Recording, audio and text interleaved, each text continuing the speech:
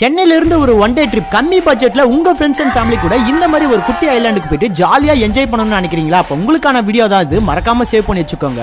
போறதுக்கு முன்னாடி நம்மள இது வரைக்கும் ஃபாலோ பண்ணாதவங்க இப்பவே ஃபாலோ பண்ணிக்கோங்க. நீங்க சென்னையில எங்க இருந்தாலும் கூகுள் மேப்ல புலிக்கேட்டுன்னு டைப் பண்ணிட்டு நீங்க இந்த எக்ஸாக்ட் லொகேஷனுக்கு வந்துருங்க.